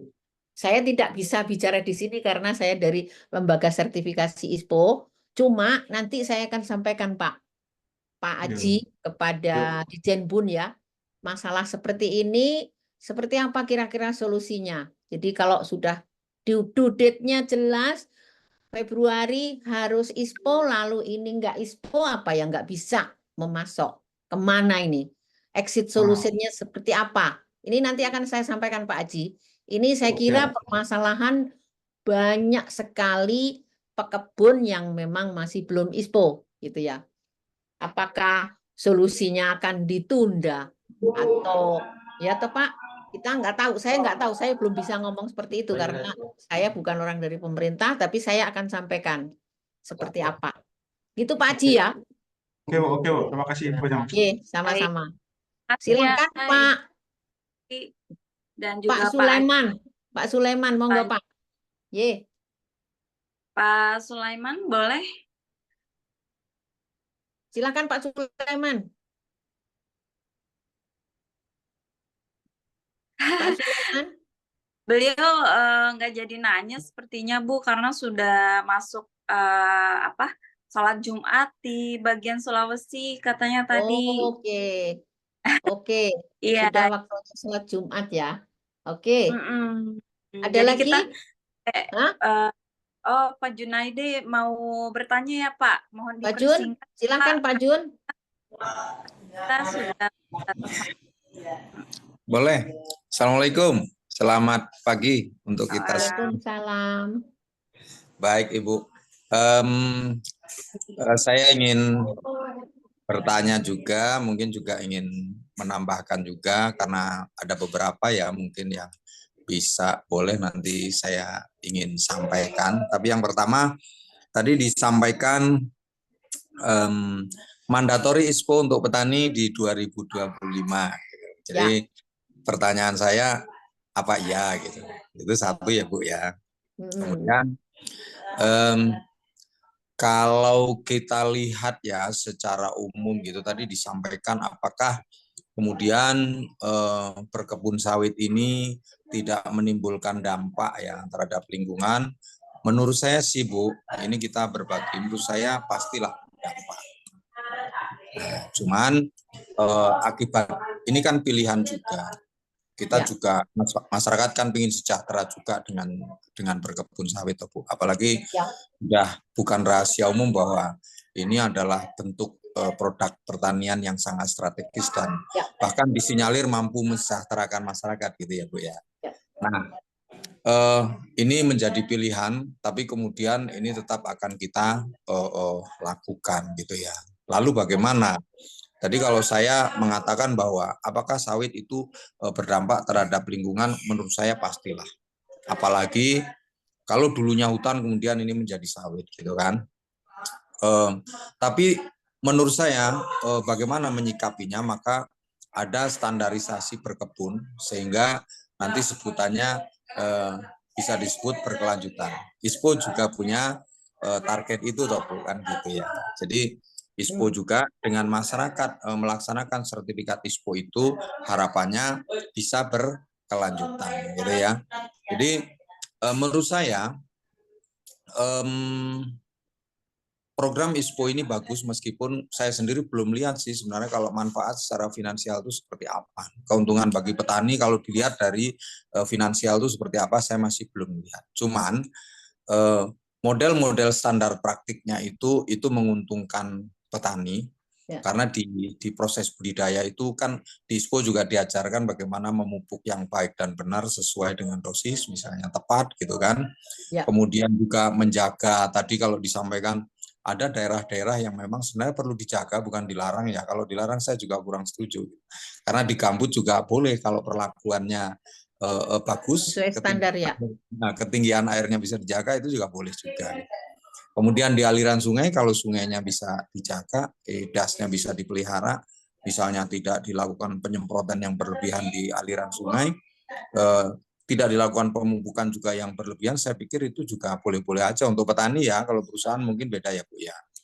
Nah, maka dari kaedah-kaedah budidaya yang baik, di situ juga akan meningkatkan produktivitas, menjaga lingkungan, dan lain-lain. Saya pikir itulah mungkin usaha-usaha yang akan dilakukan. Jadi saya tetap setuju standarisasi ISPO ini dilakukan, tapi sembari pemerintah memberikan kemudahan-kemudahan dari sisi syarat ya, karena petani kita, apalagi petani swadaya, secara umum belum siap Bu. Nah, apakah petani-petani kita itu bisa ISPO? Saya usulkan supaya semuanya bisa Bu. Cuman nanti diklasifikasi Bu. Ada kelas petani yang ISPO-nya kelas A misalnya. Semua standarnya bisa dilakukan gitu. Ada petani yang belum bisa. Nah, itu nanti proses. Tapi dia juga boleh ikut sertifikasi ISPO.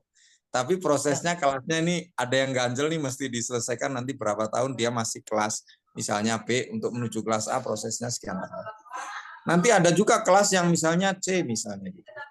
Ini yang masih sulit nih. Tadi kawan-kawan cerita bagaimana kalau kami berada di dalam kawasan dan lain sebagainya. Gitu ya Bu ya.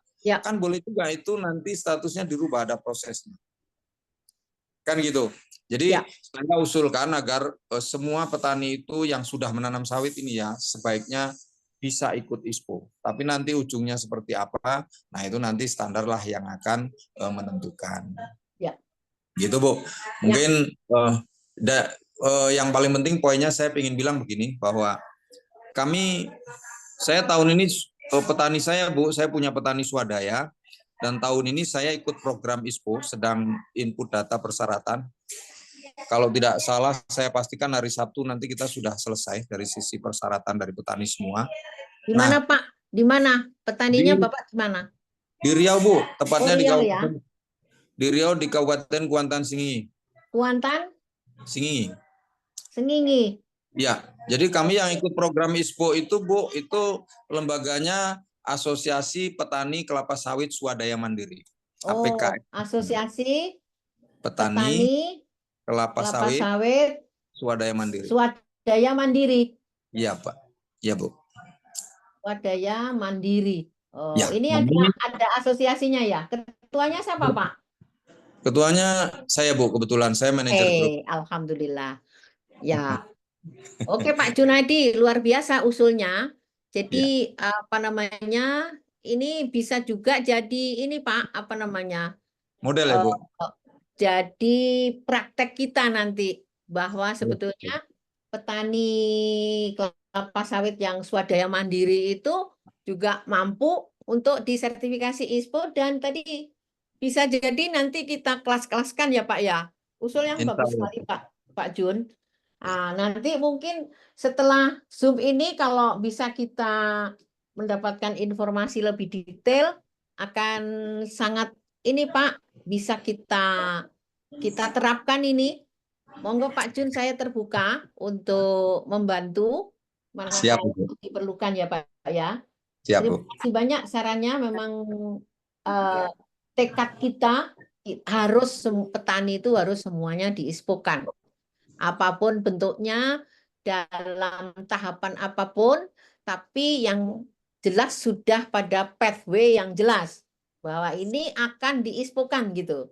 Jadi tidak ada satupun yang tertinggal. Nah, ini sebetulnya yang harus kita kita bulatkan tekad seperti itu. Ya, Pak ya. Baik. Oke. Baik, terima kasih. Baik. Nanti itu nomor saya ada di sini ya, Pak. Nanti Bapak bisa menghubungi saya atau saya Bapak sapa dulu, nanti saya akan hubungi Bapak ya. Siap, Bu. Oke, Pak Jun, terima Mana? kasih. Tadi ada yang berikutnya, Bu, yang saya butuh juga. Mungkin kawan-kawan juga butuh info. Ini Ya. kan saya agak miris juga, Bu, kalau ngelihat mandatori tadi, meskipun Ya. itu masih belum dikunci ya. Ya, 2025 petani harus ISPO. Sementara ini siapa ya? Kok nggak ketok? Siapa yang nanya ini? Sorry. sama yang tadi, Bu. Hah? Masih Pak, masih Bu, Masih Pak Jun. Oh, Iya. alang. Ora dibuka mau soalnya nek ngene kan jelas saiki. Maksudnya gini, Bu. Maksud saya Gimana itu Pak Jun? saya ingin bilang itu mirisnya gini loh. Sementara di 2005 itu ditargetkan akan mandatori, tapi faktanya berapa banyak petani yang sekarang sudah dapat sertifikat ISPO, kayaknya kecil banget. Gitu. Kecil banget, cuma 80 petani, Pak. 80 kelompok tani, kecil banget dibandingkan targetnya yang sampai 6 juta hektar tuh, piye Jal. Nah itu dia. Oke, Pak. Ye. Oke. Oke, Pak Jun, ya. terima kasih ya. Nanti saya akan hubungi Bapak deh. Nomor Baik. HP-nya dicatat di itu, di chat. Siap. Nanti saya catat ya. Baik. Pak Jun. Assalamualaikum. Assalamualaikum, Bu Indar. Waalaikumsalam. Nah ini Pak Sulaiman, silakan Pak. Pak Ya, Sulaiman, maaf, dari tadi saya kita sinyal tunggu saya Bapak. sinyal saya hilang-hilang, Bu Indar. Ya. Ini maaf saya karena udah hampir jam 12 mau Jumatan. Ya. Gini Bu Indar, pada prinsipnya apa yang disampaikan teman-teman tadi itu kita mensupport sekali ya, seperti Pak Rizal. Itu di dalam undang-undang juga itu tidak ada larangan menanam satu komoditi itu Sawit. bebas ya. Tentunya juga memang harus mengikuti aturan-aturan yang standar yang diterapkan oleh pemerintah. Nah ini itu aja digarisbawahi. Jadi kita bebaslah memilih komoditi apa saja. Yang penting tidak bertentangan dengan undang-undang. Ya. Kemudian terkait tadi masalah ISPO ini, Bu, ya memang kita semua Lugowo ya, kita harus dukung semua karena bagaimanapun juga karena mau tidak mau istilahnya kita harus taat. Kenapa? Ya. Karena produksi kita itu kan kita akan jual keluar. Tentu ya di luar sana katakanlah Uni Eropa itu kan memperlakukan sesuatu aturan-aturan yang maksudnya komoditi seperti sampaikan tadi Ibu Indar, yang 7 komoditi itu termasuk sawit ya.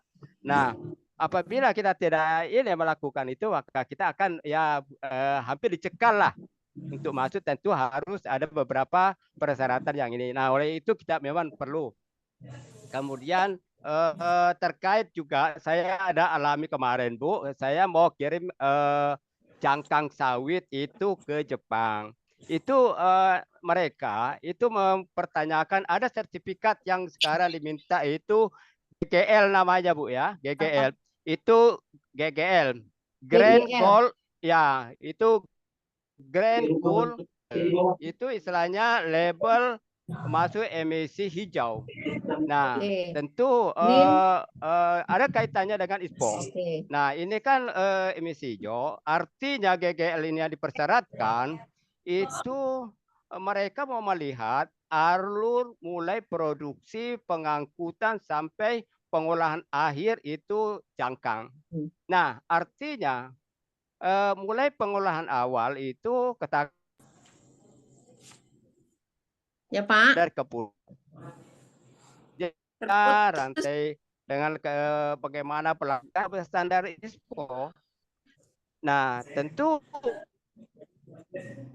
ya Pak, kita tidak bisa keluar GG ya, yang halo dengar Bu? Ya, tadi putus sedikit tapi sekarang ya, udah oke. Ya, jadi GGL ini kemarin saya juga mempertanyakan di Kemenko Perekonomian di Biro Hukum bahwa kalau ini GGL ini di apa namanya? Putus lagi, Pak.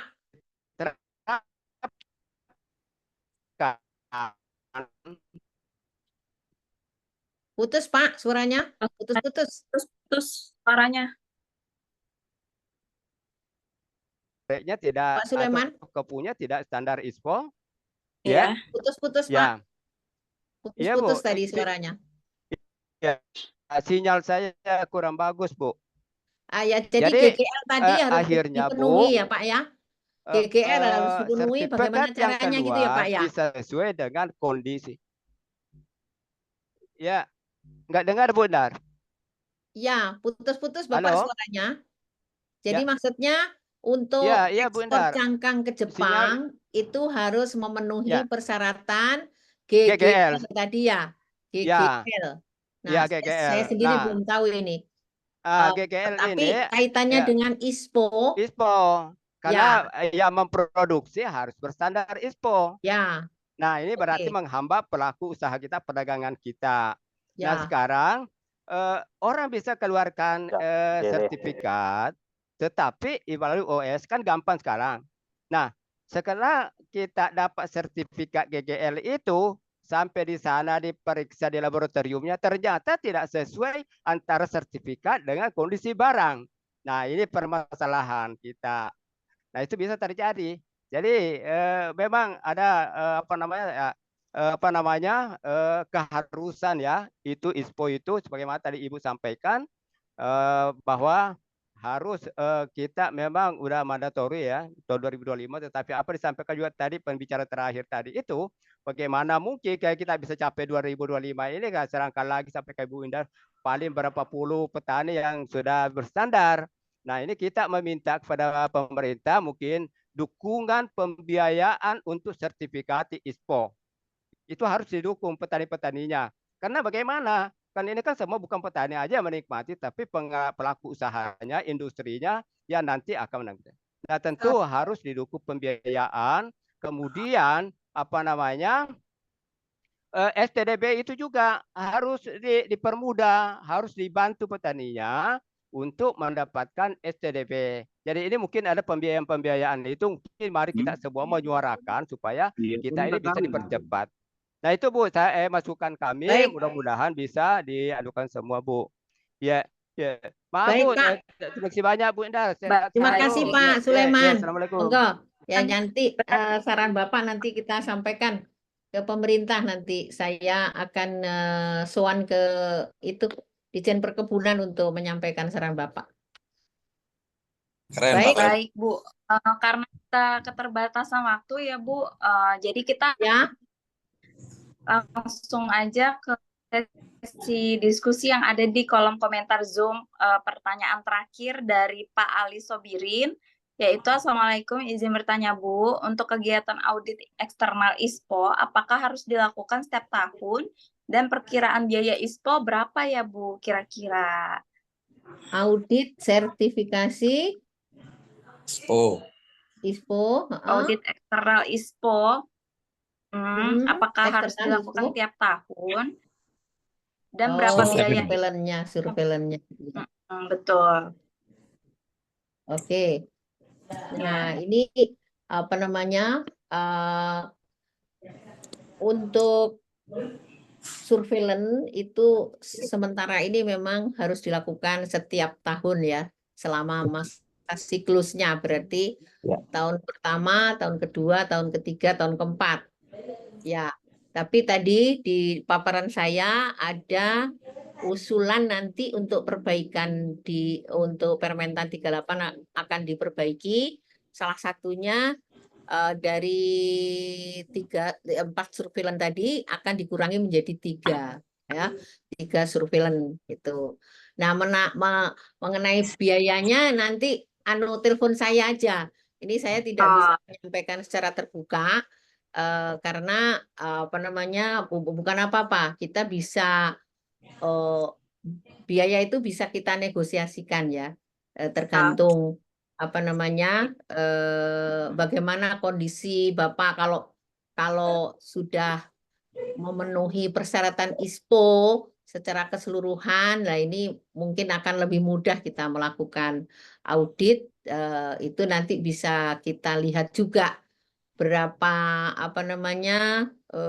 mandates yang kita perlukan untuk melakukan itu. Tapi yang jelas kita akan sesuai dengan peraturan yang ada di Permentan 38, ya. Itu sudah ada di situ. Tapi kalau secara rupiah saya tidak bisa menyampaikan di sini. Nanti telepon saya aja, nanti saya sampaikan seperti apa biayanya. Yang jelas kami pasti tidak akan mahal, Pak. Pasti affordable. Pasti Ya, Bu. affordable untuk Bapak Ibu sekalian. Bahkan mungkin kelebihannya kita akan menghubungkan kepada, mungkin ada pendamping yang bisa kita minta untuk mendampingi Bapak Ibu sekalian dalam memenuhi persyaratan ISPO. Dan kemudian kita akan mengupayakan bahwa pelatihan ISPO untuk pekebun itu tidak harus dari lembaga pelatihan yang sudah ditunjuk oleh Ditjen Perkebunan, karena cuma sedikit sekali. Jadi misalnya ada lembaga pelatihan yang memang mampu untuk memberikan pengetahuan dan keterampilan kepada petani pekebun untuk memenuhi persyaratan ISPO, kenapa tidak? Jadi nanti kami pasti akan bekerja sama dengan Dinas Perkebunan setempat di kabupaten mana Bapak Ibu akan mengajukan ini, ya. Dan nanti kalau memang oke, nanti kan kita kan ada biaya dari BPDPKS. Nanti bekerja sama dengan Dinas Perkebunan, saya akan menjembatani bagaimana untuk mendapatkan biaya dari BPDPKS. Saya kira itu jawaban saya, ya. Ya, sudah Oke. jelas ya, Bu. Ya. Dan kali untuk info yang lebih lanjut, nanti Bapak bisa langsung hubungi Bu Hindarwati. Nanti saya izin ya, Bu, share nomor Ibu di Ya. grup diskusi sawit, supaya nanti barangkali Bapak atau Ibu yang membutuhkan bantuan Ibu Hindarwati seputar ISPO bisa langsung Ya. saja hubungi Bu Hindarwati. Oke. Baik. Karena Ya. kita sudah keterbatasan waktu, terima kasih banyak atas pemaparan materinya Bu Hindarwati, dan juga Sama-sama. terima kasih juga sudah meluangkan waktunya kepada pemateri kita dan juga kepada para peserta kita yang sudah hadir memeriahkan, meramaikan webinar kita. Luar biasa sekali, ini pesertanya sangat aktif dan juga sangat excited gitu ya, Bu, terhadap Ya. ISPO. Terima kasih banyak para Ya. peserta yang sangat antusias dan menanggapi dengan sangat baik paparan Iya. saya tadi. Mudah-mudahan apa yang saya sampaikan ini bermanfaat untuk Bapak Ibu sekalian, untuk kemajuan perkelapa sawitan Indonesia yang berkelanjutan. Itu ya, Amin. Mbak? Ya, Ya. semoga banyak petani juga yang sudah mulai mengispokan kebunnya, supaya nanti target pencapaian dari hektar itu terpenuhi ya, Bu. Dan juga semoga benar-benar bermanfaat apa yang dibagikan oleh Bu Hindarwati. Sebelum ditutupnya acara, boleh kita sesi dokumentasi dulu ya, Ibu, Bapak. Mari operator, sudah ready belum? Kita dokumentasi. Baik. Oke, 1, 2, 3.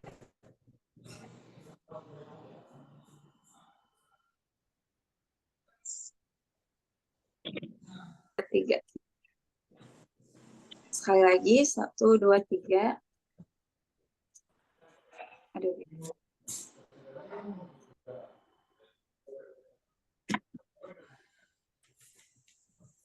Oke, sudah ya. Baik, terima kasih. Terima kasih banyak semuanya. Saya selaku MC pamit undur diri. Wassalamualaikum warahmatullahi wabarakatuh. Sampai jumpa di webinar kita selanjutnya. Terima kasih semuanya. Pak Junaidi, Pak Afgani, Pak Indra, Mahasirgar,